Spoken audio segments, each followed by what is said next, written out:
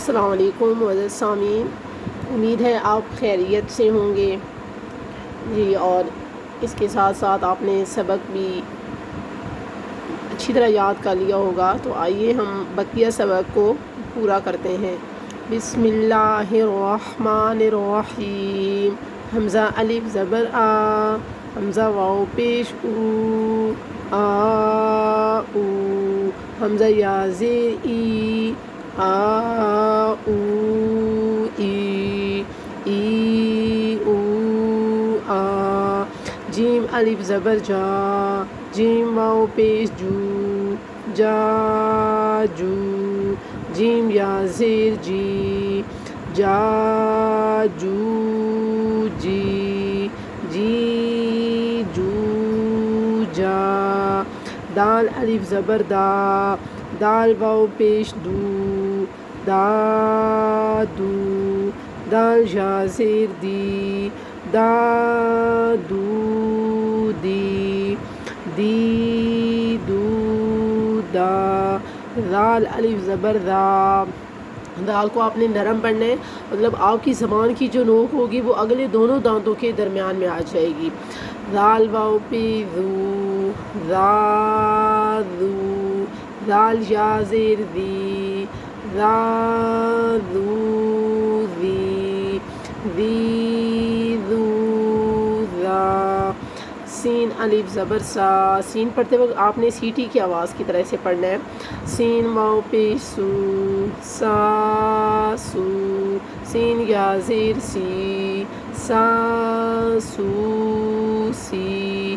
سی سو سا، شین الف زبر شا، شین واو پیش شو، شا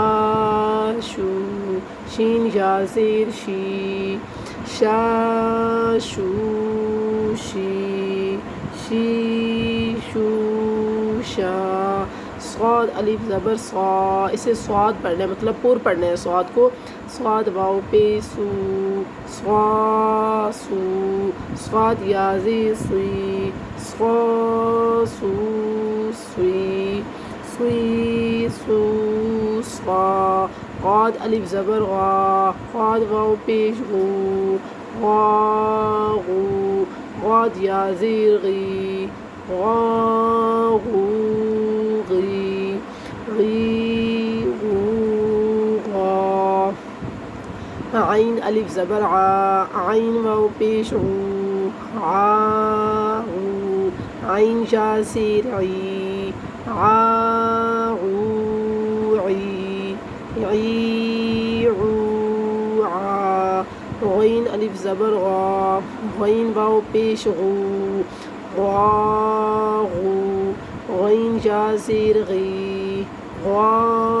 غو غی، غی غو غا، قاف الف زبر قا، اسے موٹا کر کے پڑھنا ہے، قاف واو پیش قو، قا قو، قاف یا زیر قی، قا قو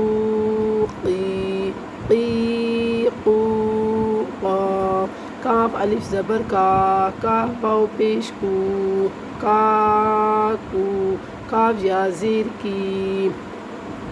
کا کو کی کو کا، لام الف زبر لا، کہ جب آپ ان کو پڑھیں گی تو ان کو صاف لفظوں میں پڑھنا ہے، مطلب ان کو کاٹ کے نہیں پڑھنا، تیزی سے نہیں پڑھنا۔ لام واو پیش لو، لا لو، لام یا سے لی، لا لو لی، لی لو لا، میم الف زبر ما، اسے ما پڑھنا ہے، ما نہیں پڑھنا، میم واو پیش مو، ما مو، میم یا زیر می، اسے می پڑھنا ہے، می نہیں پڑھنا،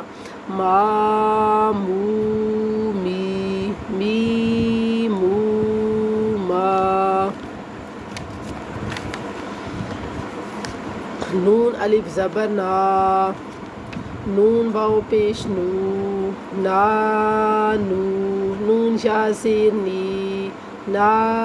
نو نی، نی نو نا، واو الف زبر وا، واو واو پیش وو، واو واو یا سے وی،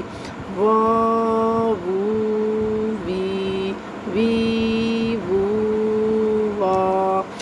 الحمدللہ معزز سامعین، تو ہماری تختی نمبر 8 ختم ہو چکی ہے، لیکن ابھی ہم نے اس کو مزید اور بھی سیکھنا ہے۔ اس کا طریقہ کار یہ ہوگا کہ ہم اسے پہلے جیسے اب ہم نے اسے دائیں سے بائیں طرف پڑھا، پھر اب ہم اسے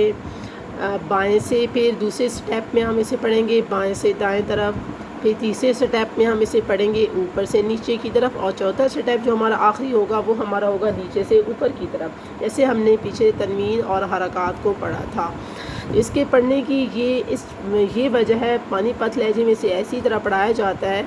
تو اس وجہ سے یہ پڑھایا جاتا ہے تاکہ قرآن کی ہجے کرنے میں ہمارے لیے بہت زیادہ آسانی پیدا ہو جائے، اور ہمیں یہیں پر ہی کہہ دے کہ اندر ہی ہمیں ہجے کرنا قرآن پاک کی آ جائے۔ تو ہماری زندگی کا جو اصل سرمایہ ہے وہ ہے قرآن۔ باقی ہم علوم دیکھیں تو وہ سارے کے سارے قرآن ہی سے نکلے ہیں۔ یہ سائنس ہو گئی، کمپیوٹر ہو گیا، جتنی ٹیکنالوجی ہے یہ ساری قرآن ہی سے نکلی ہے۔ تو ہمیں سب سے مین جو چیز ہے نا، ہمارے لیے قرآن ہے، ہم نے اسی کو اپنا اصل سرمایہ سمجھنا ہے۔ امید ہے یہ سبق آپ کو پسند آئے گا، تو ہمیں کل تک اس سبق کے لیے اجازت دیجیے۔ اللہ حافظ، دعاؤں میں یاد رکھیے گا۔